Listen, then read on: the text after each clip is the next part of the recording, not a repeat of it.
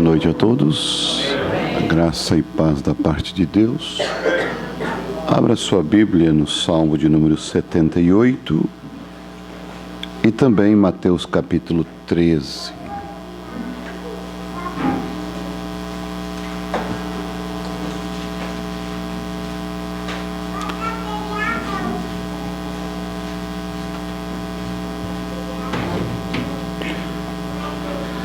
Escutai a minha lei, é Salmo 78.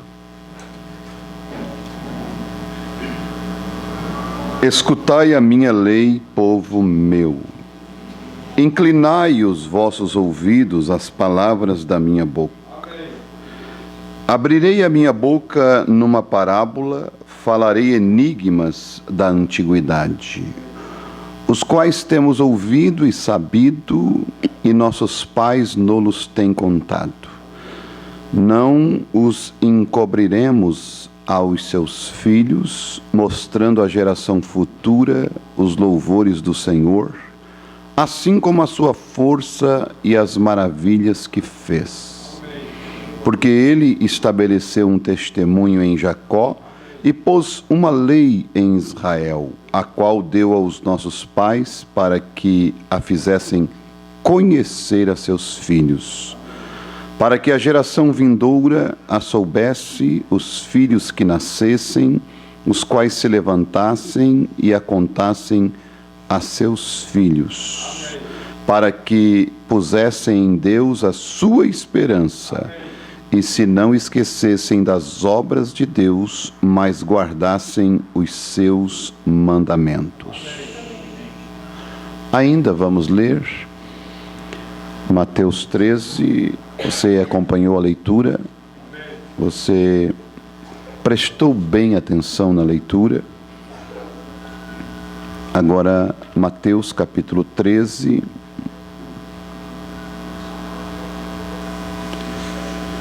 verso 33. Outra parábola lhes disse: o reino dos céus é semelhante ao fermento que uma mulher toma e introduz em 3 medidas de farinha até que tudo esteja levedado.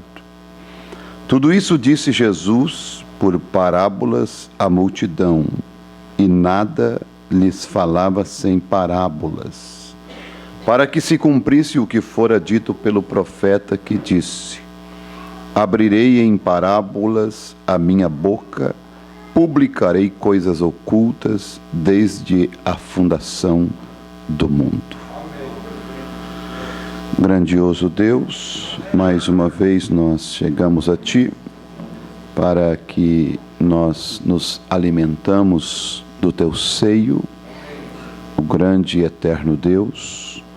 Pedimos que o Senhor nutra a nossa alma e alimente o Teu povo através da Tua palavra. Pedimos a Tua graça, a Tua misericórdia, em nome de Jesus Cristo. Podeis vos assentar?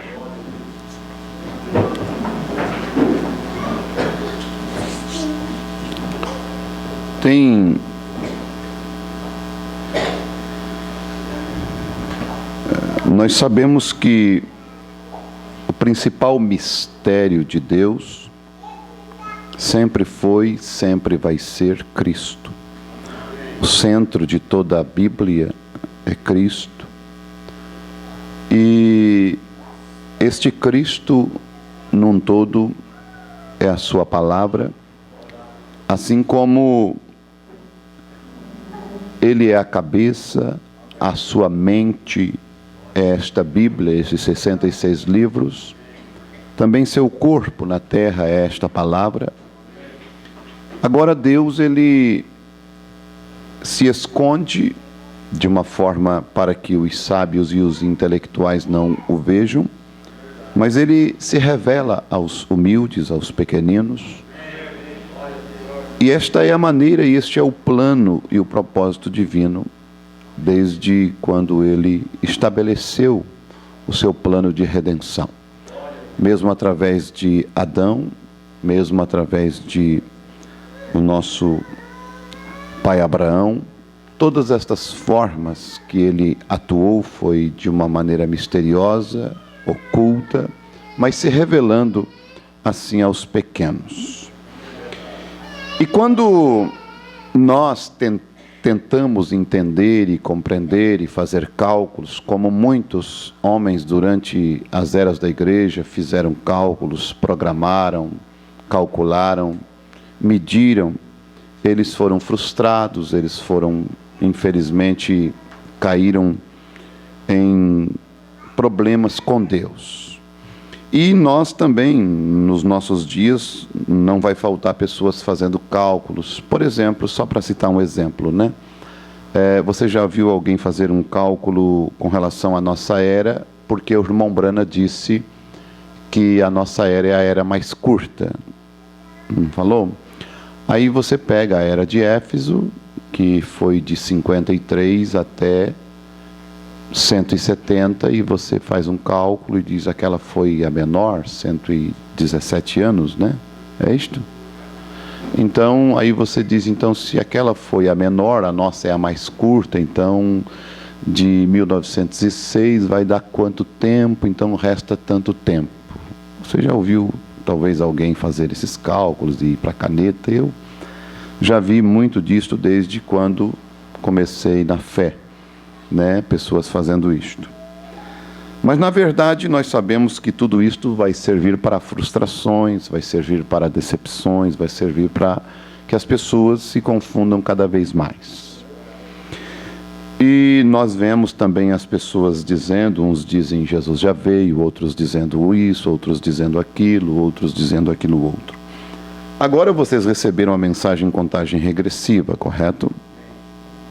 Nós sabemos que no nosso período, na era em que nós estamos vivendo, nós tivemos 2 períodos distintos para fechar com o número 4 de Deus. Quando nós vemos em Ezequiel 37, nós vemos também em diversos pontos na Bíblia, Lutero, nós tivemos também Jesus falando a respeito da casa desocupada, varrida, adornada e sem o morador. Esses tipos na Bíblia não fechariam com Lutero, Wesley e a mensagem. Teria que ter os pentecostais ali no meio, correto? Para então enquadrar com o adorno da casa, que seria exatamente a restauração dos dons. Nós entendemos isso porque Deus veio e mostrou para nós através da luz que Ele nos deu por este profeta, correto? Nós sabemos que dentro da nossa era tivemos esses 2 períodos, o período pentecostal e o período da noiva. É isto certo, não é? Tivemos o período pentecostal que Deus esteve tratando com os pentecostais, que Deus esteve restaurando os dons. Isto é, dentro do nosso período. E temos o período da noiva, que o irmão Brana chama de era da noiva. Então, nós também, na primeira era, nós também tivemos o período em que o próprio mensageiro Paulo, o profeta Paulo, ele foi exclusivamente aos judeus. E depois que ele foi aos judeus, isto é, dar uma satisfação do evangelho, então ele viu que os judeus não queriam o evangelho, ele voltou-se para os gentios. Vocês sabem disto também, não é? Nós encontramos isto em Atos capítulo 13, se você quer ler comigo esta escritura, somente para nós fundamentarmos estes pontos, para mim entrar no meu assunto sobre o plano de Deus. O plano de Deus, que nós vamos falar nesta noite. No versículo 44 do capítulo 13 de Atos, a Bíblia diz assim: e no sábado seguinte, ajuntou-se quase toda a cidade para ouvir a palavra de Deus. Então os judeus, vendo a multidão, encheram-se de inveja e, blasfemando, contradiziam o que Paulo falava. Mas Paulo e Barnabé, usando de ousadia, disseram: era mister que a vós vos pregasse primeiro a palavra de Deus, mas visto que a rejeitais e não vos julgais dignos da vida eterna, eis que nos voltamos para os gentios. Então você vai ver aqui Paulo tendo um tempo da primeira era da igreja para os judeus, né, para os judaizantes, e depois ele se volta especificamente para os gentios.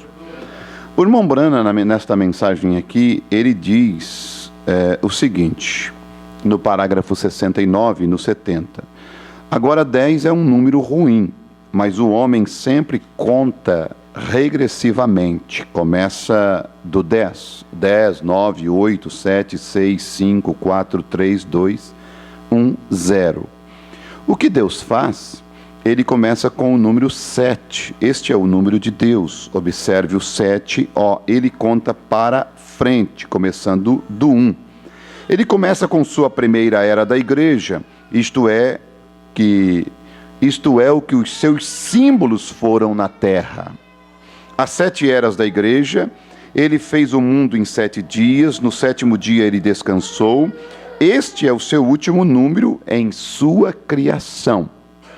Este é o seu último número em sua criação. Ele descansou.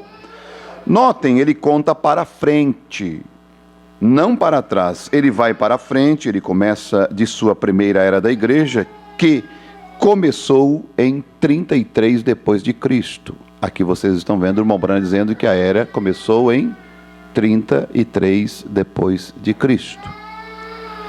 E ele começou a contagem regressiva. Ele contou suas eras da igreja.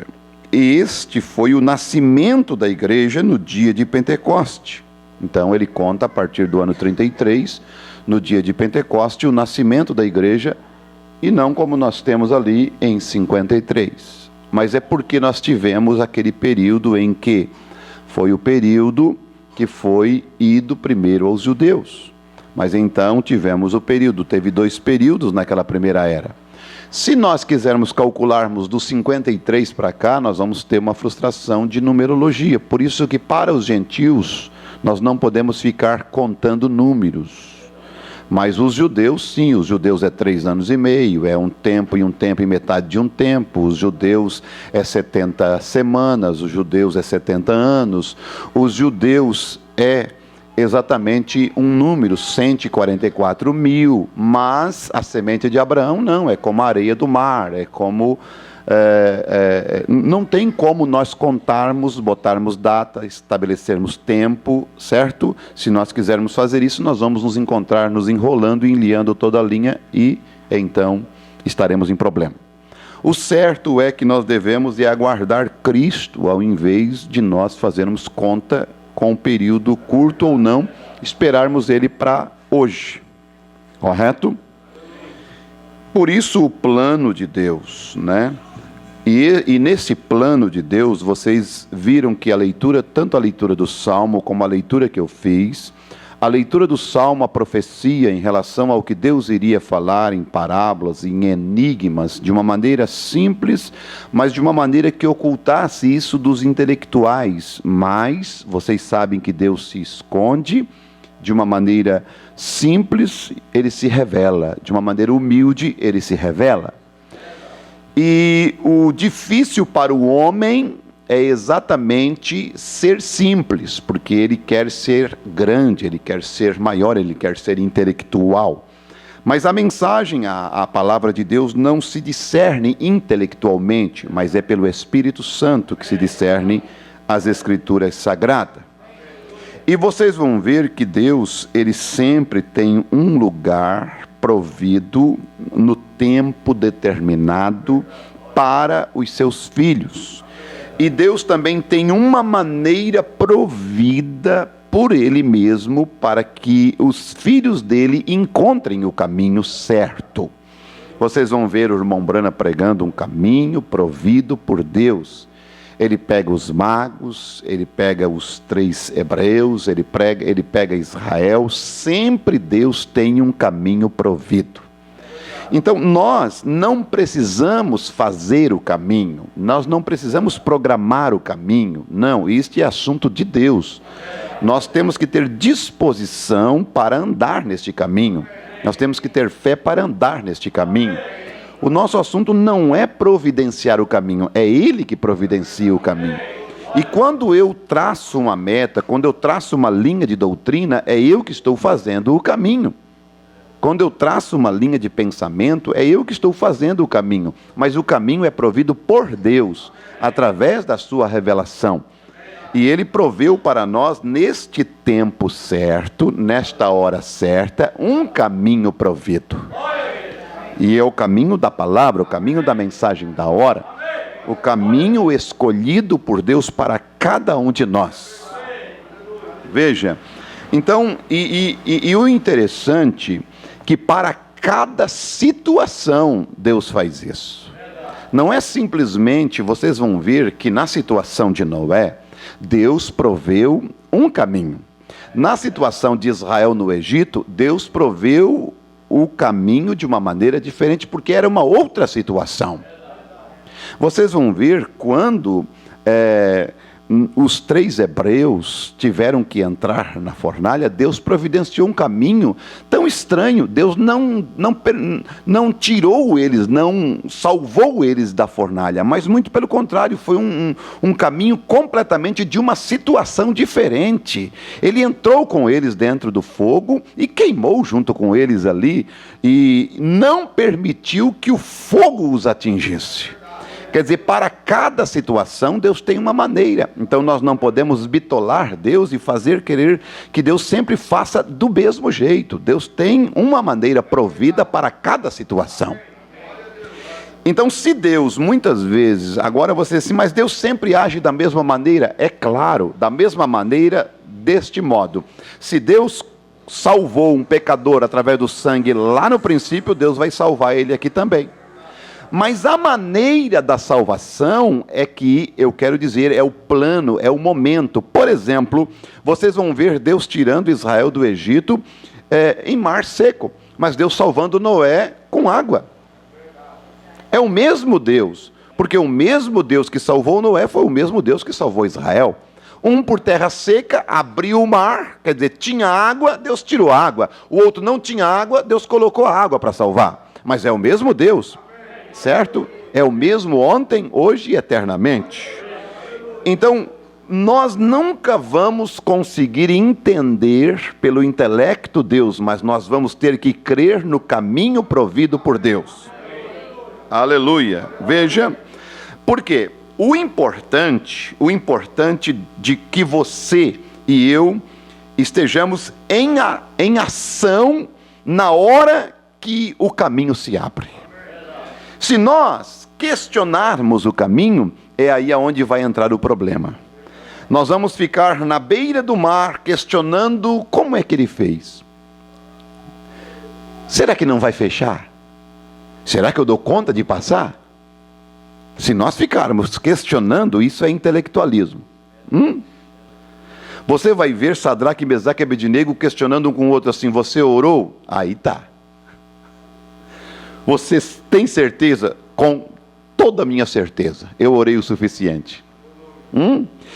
Você imagine o Noé construiu a arca e os filhos. E agora, pai, entramos ou não? Mas já está na hora. E se nós estiver lá dentro e não chover? Como é que vai ser a chuva? Não. Deus proveu um caminho. Deus proveu uma maneira. O que existe muito hoje é questionamento e pouca ação para caminhar na fé. E o que nós devemos fazer é caminhar na fé que Deus proveu. Porque o caminho já está feito. O caminho já está provido. Ele abriu o caminho para mim, por você, lá no Calvário. A revelação veio. Ele trouxe Lutero, ele trouxe o Wesley, ele trouxe os pentecostais. Agora ele veio com a revelação completa da sua palavra. Andemos neste caminho. Não fiquemos questionando como é que ele conseguiu fazer este caminho, de que forma ele fez e de que forma ele revelou e como ele usou para revelar isso e aquilo e os símbolos. Não, andemos neste caminho que ele proveu para nós. Aleluia, glória a Deus. Agora, isto não me deixa, vamos dizer assim, deixa eu puxar agora para cá. Isso não me tira o direito de, antes de agir, saber em que caminho eu estou trilhando. Veja, isto não me tira o direito de saber em que caminho eu estou trilhando. Isto é, de examinar nas Escrituras se este caminho que ele abriu é o caminho provido por ele. Porque você pode estar trilhando num caminho cegamente, não questionando como ele fez, não, e questionar se este é o caminho que ele proveu. E você tem alguma dúvida de que este profeta abriu através da palavra um caminho para você chegar na glória? Eu não tenho. Então eu não preciso questionar. Então eu já sei que eu estou no caminho. Isso me deu a certeza, e eu agora estou agindo no caminho provido por Deus. Ele revelou isso através de parábola, ele revelou isso através de mistério. E o que eu mais me maravilho é o plano de Deus para cada vida particular. Sim, para cada vida particular. Eu me impressionei quando eu li o irmão Branham sentado com um homem ouvindo um pregador. E o pregador então vinha e pregava, ministrava a palavra, e em 15 minutos ele deixava o púlpito e voltava no escritório, trocava de roupa e vinha para o púlpito de novo. E pregava mais uns 15 minutos e então ele suava mais um pouco, voltava para o escritório, trocava de roupa e vinha e pregava de novo. E o homem disse assim: olha, eu não creio nisso, irmão Branham. Ele disse: é a maneira de Deus, que Deus está usando ele. Deixe ele. A maneira, o plano de Deus com cada um, como Deus trabalha, como Deus, ele é tão assim, esta criança e esta ali são irmãos, mas Deus trabalha com ele de uma maneira e com ele de outra maneira. Deus trabalha com você, irmã, de uma maneira, com o teu marido, e se você vê ela trabalhando com o marido dela daquela maneira e você querer imitar ela, você pode se dar em problema. O plano de Deus para nós é tão maravilhoso, tão extraordinário, e nós não vamos tentar entender intelectualmente, mas a nossa fé vai nos mover neste caminho que Deus providenciou para nós. Aleluia. Agora, eu penso que é a maneira de nós se aproximar de Deus através ou por meio do plano de Deus. Aqui vocês vão ver Israel no Egito, e ele queria se aproximar mais de Deus.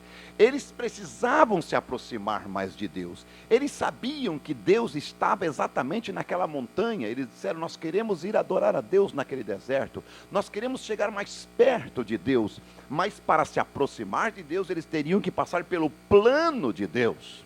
E nós queremos se aproximar mais de Deus, e temos que caminhar exatamente no plano, no caminho provido por Deus para nos aproximarmos mais dele. Aleluia. O plano que ele estabeleceu para nós caminharmos é o plano para nós nos aproximarmos mais dele. Aleluia. Agora, Israel precisava agir para tomar a terra. E como que eles deveriam agir? Agir por meio do plano que Deus tinha estabelecido. Aleluia. Quando nós agimos através do plano estabelecido por Deus, tudo vai dar certo, tudo vai funcionar. Aparentemente pode ser que você esteja em uma eminente derrota. Você vai ver os 3 hebreus dizendo: você orou o suficiente? Sim. Você está certo de Deus? Sim. Aparentemente, uma eminente derrota. Mas como eles tinham agido exatamente pelo plano de Deus, que era a sua palavra, Deus não deixou eles sozinhos. Israel tinha que tomar Canaã pelo plano provido por Deus. Os espias disseram: nós não podemos. Caleb disse: sim, nós podemos. Vamos subir amimosamente, vamos subir lá por trás, e Deus nos prometeu, quer dizer, Deus, através do seu plano, do seu propósito, nós vamos tomar Canaã. Porque o plano de Deus é esse, e se nós irmos pelo plano de Deus, vai dar tudo certo. Não vai importar a dificuldade. A questão é nós irmos pelo plano de Deus, pela via de Deus, pela maneira de Deus. Aleluia. Então você ouviu e você creu naquilo que você ouviu, você reconheceu que aquilo era verdade, aí você agiu segundo o plano de Deus e você tomou posse, porque Deus prometeu e Deus não falha. Como eles não quiseram agir pelo plano de Deus, eles tomaram o plano deles, o plano do homem, e no plano do homem eles rodearam durante 40 anos. Não vamos tomar o plano do homem. O caminho de Deus já está provido. O caminho de Deus já está feito. Eu não vou pegar atalho, aleluia. Eu não vou pegar caminhos duvidosos. Eu vou pegar o caminho provido por Deus. A palavra já foi revelada, aleluia. A palavra já foi aberta, aleluia. A palavra já foi estabelecida. O caminho já foi feito. Ninguém precisa mais fazer caminho. O que eu preciso é andar neste caminho que é o plano provido por Deus para a minha vida. Aleluia. Glória a Deus. Sabe por quê? A fé que nós possuímos, ela não é tão vaga. Você vai ver Enoque. Quem Enoque era? Uma sombra. Uma sombra de quem? De você. E a fé de Enoque era vaga? Não. Era uma substância. Ele possuía algo. Ele tinha algo. Ele tinha certeza daquilo. A fé de Elias era algo vago? Não. Ele tinha certeza. Ele ouviu aquela voz sobrenatural. E quando ele ouviu aquela voz sobrenatural, ele simplesmente caminhou naquele caminho que Deus tinha provido. E ele não duvidou. Eu imagino a coragem de Elias de chegar na casa de uma viúva, em meio a uma crise, em uma seca, em uma miséria, e pedir de comer. Por quê? Porque ele estava no plano de Deus. Ele estava caminhando exatamente no caminho provido por Deus. Agora, devemos somente saber o plano de Deus? Nós devemos saber o plano de Deus para as nossas vidas. O plano de Deus em geral para a igreja, mas e o plano de Deus para mim em particular? Eu quero te dizer uma coisa: Deus não é o autor das frustrações. Não. Deus, vou dizer de novo, Deus não é o autor das frustrações. Em nada. Em nada. Eu preciso saber o plano de Deus para a minha vida, para então eu poder ter fé. E quando eu tenho a certeza do plano de Deus para a minha vida, sabe o que acontece? O pecado perde as forças em minha vida. Sabe por quê? O diabo não terá mais êxito na minha vida quando eu saber e ter a certeza do plano dele para a minha vida. Mas eu não posso entender. Eu quero ler aqui na era de Pérgamo uma escritura. Olha a ação da igreja de Pérgamo. Conheço as tuas obras e onde habitas, que é onde está o trono de Satanás. E retens o meu nome, e não negaste a minha fé. Ainda nos dias de Antipas, minha fiel testemunha, o qual foi morto entre vós, onde Satanás habita. O profeta fala que o trono do diabo foi transferido para Pérgamo depois de Babilônia, né? Foi transferido através dos pergaminhos levados escritos da religião falsa. Vocês conhecem toda a história e a trajetória, como o profeta detalha sobre Ninos e tudo mais, né? E estes cristãos estavam ali exatamente no terreno dele. Agora, eram só eles? Não. Você sabe muito bem, na mensagem O Éden de Satanás. O irmão Branham diz que nós fomos colocados aqui no Éden do diabo, assim como Eva foi colocada no jardim de Deus. Eva foi colocada no jardim de Deus e eu e você fomos colocados no Éden ou no jardim de Satanás. Eva para um teste, nós também para um teste. Eva já estava ordenada, ela iria cair. Nós estamos pré-ordenados para não cair. Temos um caminho provido. Correto?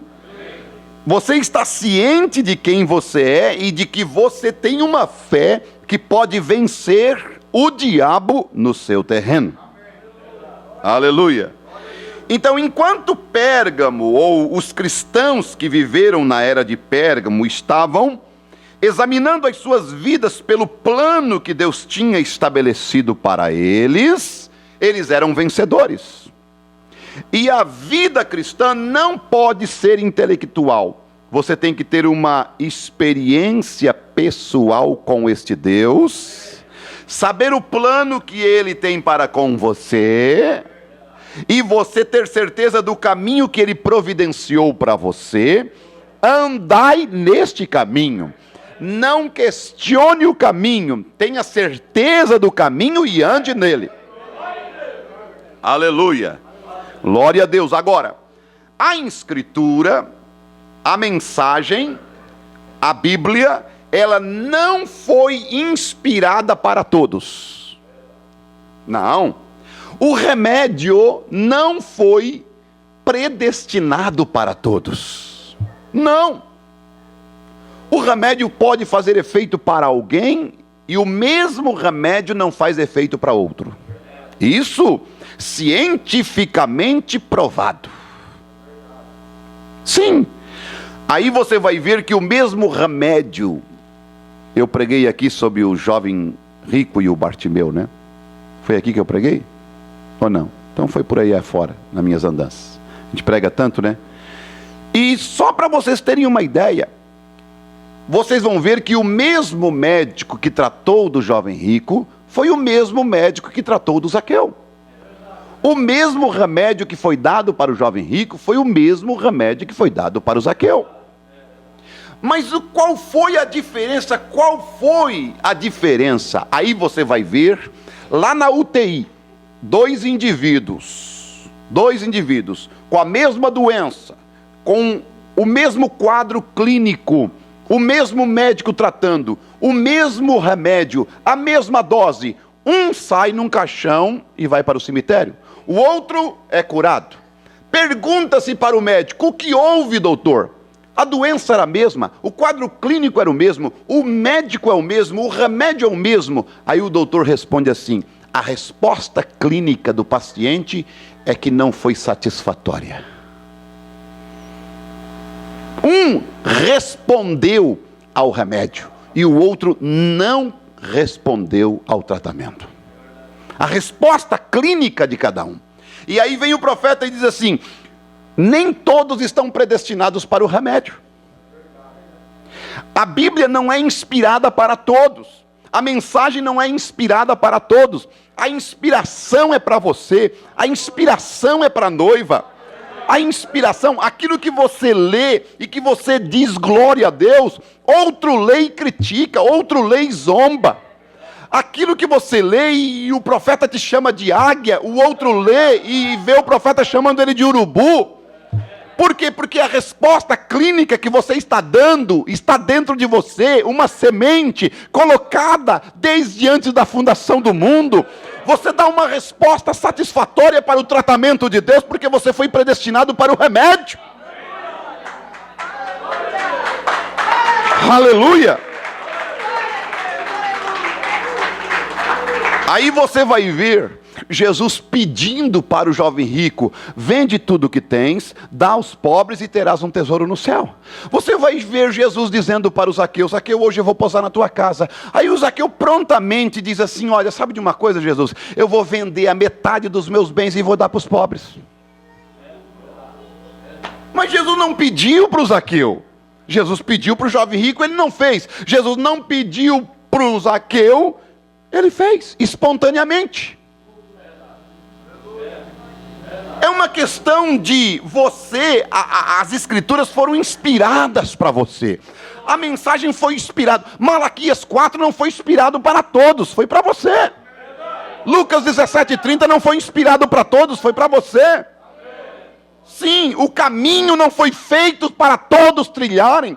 Você vai ver que Faraó entrou no mesmo caminho que Moisés entrou, que Israel entrou, mas aquele não era caminho para Faraó. Faraó morreu no mesmo caminho que Israel passou em vida. Porque não era para eles o caminho é para você, o caminho é para mim, o caminho é para nós. Se outros tentarem entrar nele, vão morrer, vão perecer, mas você terá vida neste caminho. Vida eterna é para esses que foram predestinados.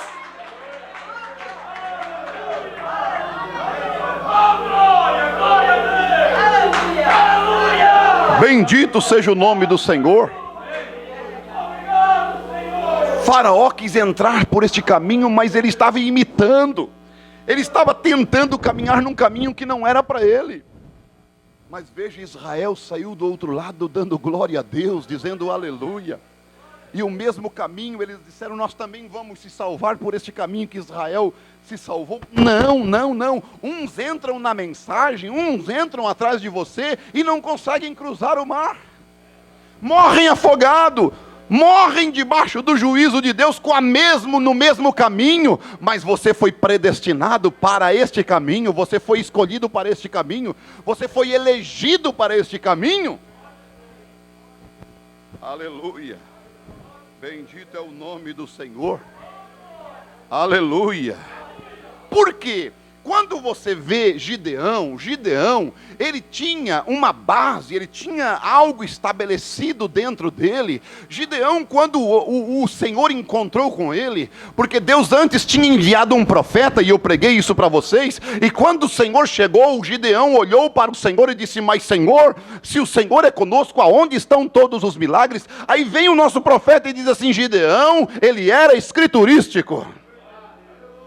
E você vai ver que Raabe também era escriturística. Quando os espias chegaram na casa de Raabe, ela foi citando Bíblia. Ela foi dizendo: eu tenho sabido o que tem acontecido, o que o Deus de vocês tem feito. E olha, eu não quero ser mais uma destruída por esse Deus de vocês, não. Eu vou proteger vocês, eu vou tomar. Ela era predestinada para esse caminho. Era eleita para este caminho. Ela era escriturística, Gideão era escriturístico, e você é escriturístico, você sabe aonde está firmado. Por quê? Porque a tua carne, a tua vida, a tua semente que você tem dentro de você é genes da Bíblia, é genes da palavra, ela se identifica com os genes divinos que é a própria palavra de Deus.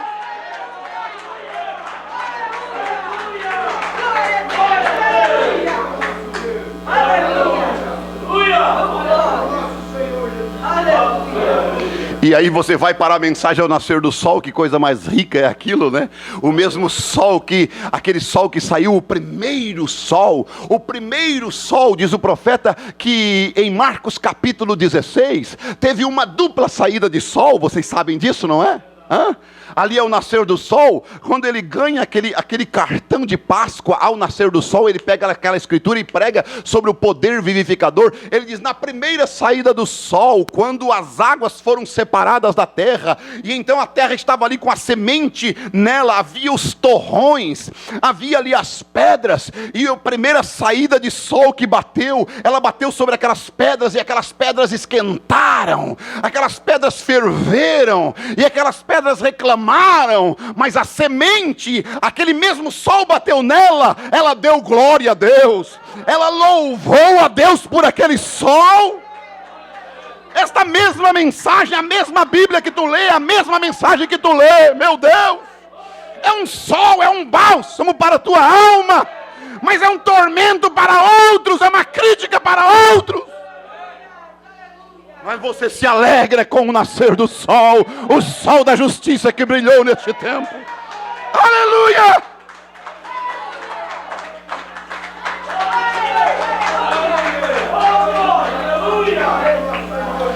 Sim.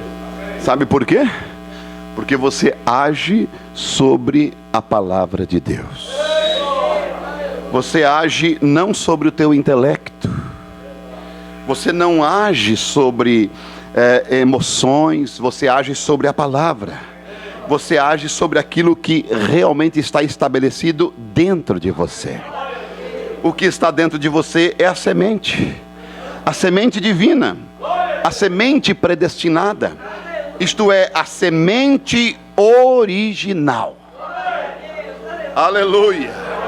O que é a semente original, pastor? A semente original não é aquele pé de laranja que foi plantado lá no Jardim do Éden. A semente original não é aquele pé de melancia que foi plantado lá no Jardim do Éden. A semente original não é a semente de nenhuma fruta que foi plantada no Jardim do Éden. Não é estas sementes que são originais. Não, não. A semente original é a palavra de Deus. Ela é a semente original que produz o crente original. Sim, cada vez que a palavra é pregada, vai produzir a mesma coisa. Crentes originais, aleluia. E crentes originais são raros, são caros, porque são originais. E tudo que é original é mais caro. Você vai pegar um quadro falso que foi tirado uma cópia, eles vendem baratinho, mas você vai ver aquele quadro original pintado pela mão do próprio pintor.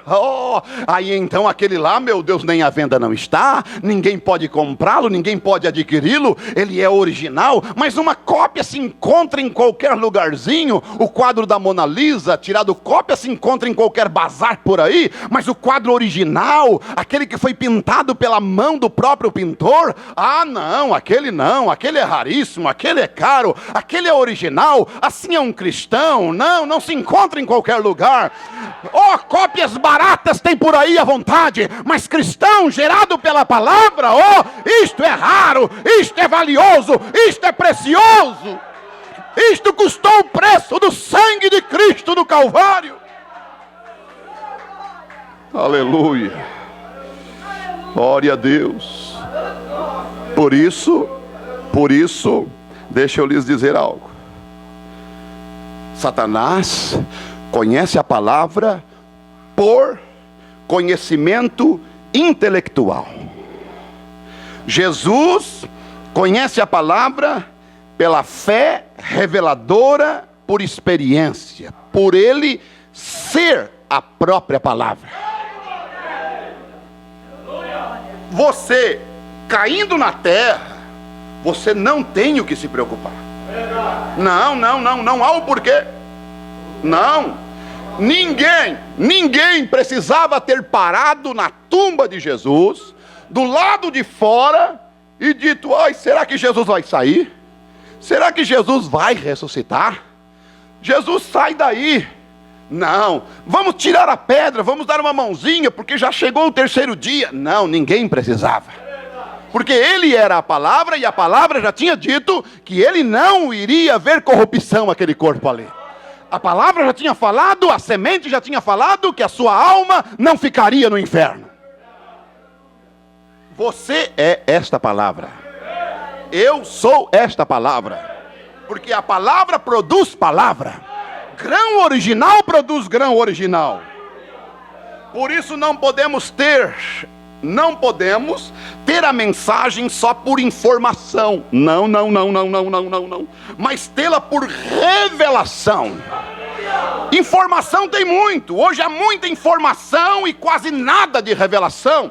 Oh, tanta informação, tanto intelectualismo, tanto disto, tanto daquilo, mas pouca revelação. E deixa eu te dizer, revelação não é entender. Não é isto.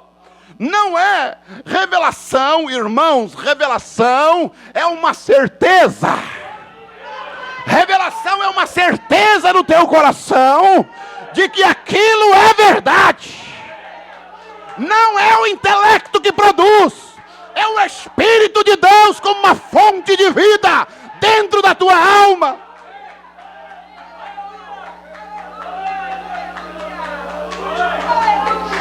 Aleluia. Bendito seja o nome do Senhor. Aleluia. O irmão Brana vem, disseram para ele assim: mas como é que Deus vai fazer isso? Eu não sei como Ele vai fazer, mas eu tenho uma certeza que Ele vai fazer. Não é entender como Deus vai fazer, é ter certeza que Ele vai fazer. Por isso que a revelação não é entendimento, é fé. Não é informação carnal, é algo injetado na alma. É produzido pelo próprio Deus na tua alma.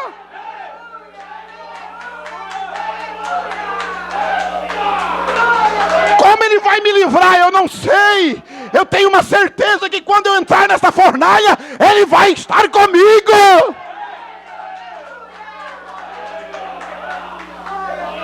Mande o povo que marche, Moisés. Como, Moisés, que nós vamos cruzar? Eu não sei como que Ele vai abrir esse mar, mas Ele mandou eu marchar, Ele mandou eu caminhar. Eu não sei se é por cima da água, eu não sei se é por terra seca. Eu só tenho uma certeza, eu não estou compreendendo, mas eu estou crendo. Eu fui revelado que Ele vai abrir esse mar. Quando você é revelado, não há como alguém deter você na caminhada. Mas o que há hoje é: você não tem entendido, você não tem compreendido.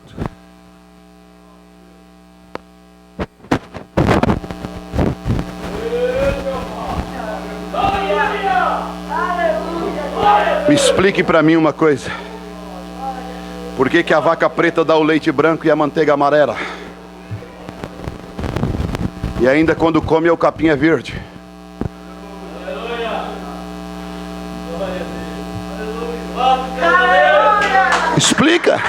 Explica por que o mesmo sol que derrete a cera endurece o barro.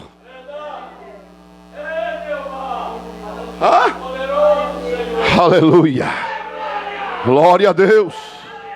Bendito seja o nome do Senhor. Então, meus amados, revelação é algo diferente. É o plano de Deus para a tua vida. Tenha certeza, confie, e fé descansa. Se coloca de pé em nome de Jesus.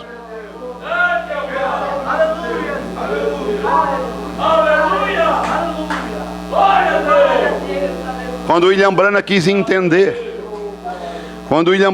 entender por que Deus levou aquela moça, ele chegou a dizer assim para Deus, com toda a petulância dos Branas: Senhor, tu me deves uma explicação.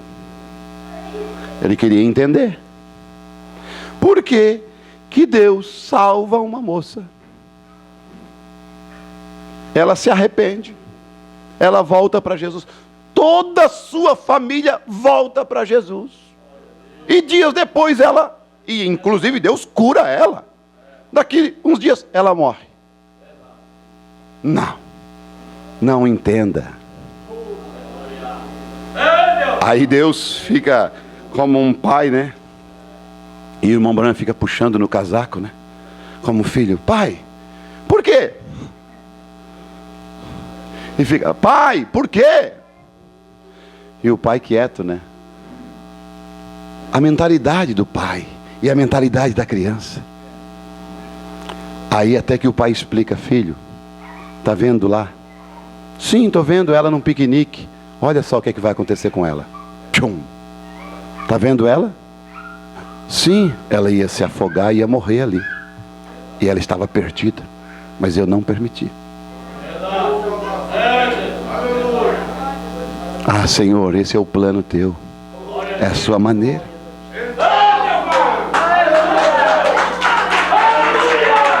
Aleluia. Descansa. Eu estou orando e tudo acontece ao contrário.